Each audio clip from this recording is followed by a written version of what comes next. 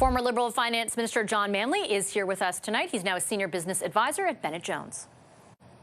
Hi, Mr. Manley. Great to see you. Hi, Vassy. Thanks very much for making the time. The Tories today are invoking your name very specifically to support their efforts or to help justify their efforts to block the budget implementation bill. Central to their contentions, the reason they kind of invoked your name, is about the government and what they say are government actions that add to inflation and make the Bank of Canada's job harder. Do you think that's true?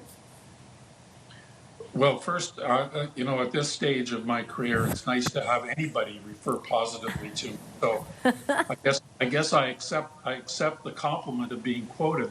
And I think I have said to you in the past and in other fora that I have a worry that fiscal policy and monetary policy need to be more in step with each other. I think that inflation is a really serious problem. It impacts the ability for both consumers, households, businesses, and the corporate sector to make decisions with any expectation of what kind of economic climate they'll be dealing with. And of course, it's forcing the Bank of Canada to continue raising rates very, very rapidly. So I think we're in a bit of a challenging situation economically right now. So it's very important that we get these tools. They're pretty blunt instruments, fiscal policy and monetary policy, that we get them aligned and make sure that they work together.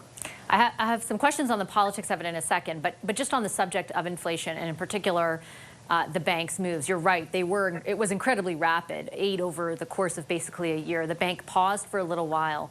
But now there's some anticipation that on Wednesday, in its next rate announcement, they could hike rates again because of growth numbers that were bigger than anticipated last week. Do you have a feeling of which way that might go? Well, if I were a betting person, I would bet that they'll hold the rates where they are.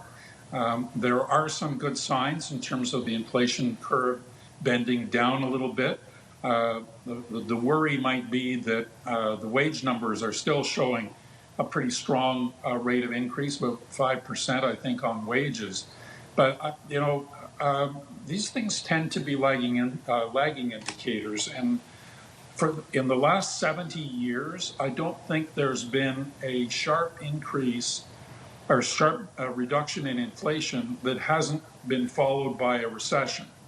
So I think they're going to be a little bit cautious going further at this point. I spoke with the Bank of Canada's former governor, Vassy Kapelos, over the weekend, who said that other than consumer spending, like you say, the other indicators there are mostly showing actually that those interest rates have started to work. But the flip side of that, as you also mentioned, is around the possibility of a recession increasing. He said it looks very likely. Would you agree with that assessment? I think so. I think that we're going to see a variety of factors here, some of which are sort of predictable, not with a high degree of accuracy, but some of the savings that built up over the course of the pandemic are being exhausted. Some businesses, especially small businesses, have debts that they haven't yet repaid as a result, again, of the pandemic. Some of them will be closing their doors.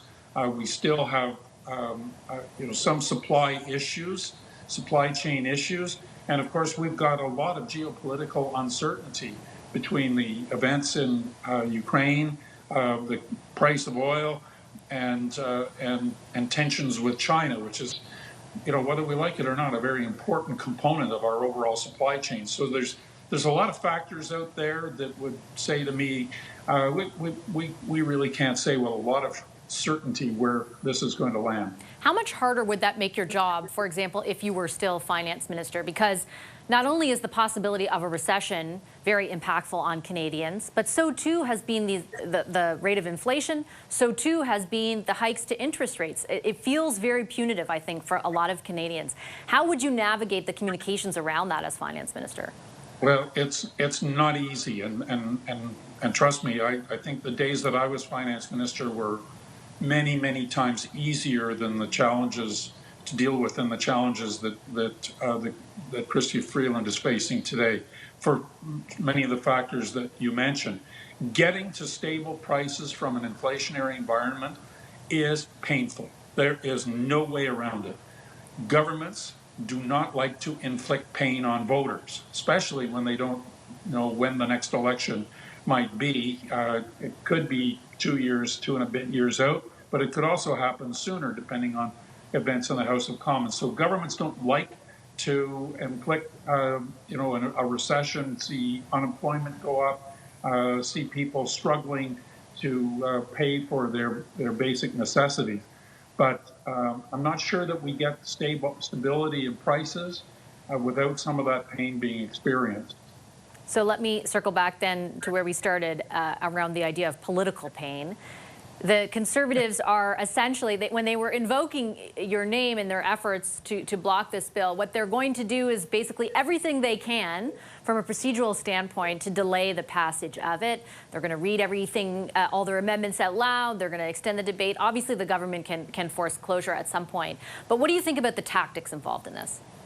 Well, I always thought that voters would respond more to reason than to antics.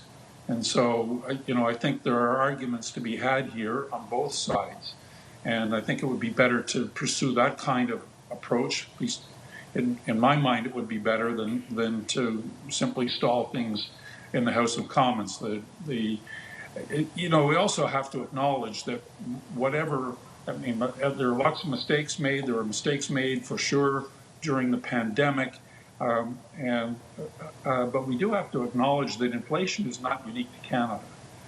And it is basically a global phenomenon. And many of these price increases are increases that are being driven by imports of essentials that we need from other places. So it's hard to blame all of that on the Canadian government.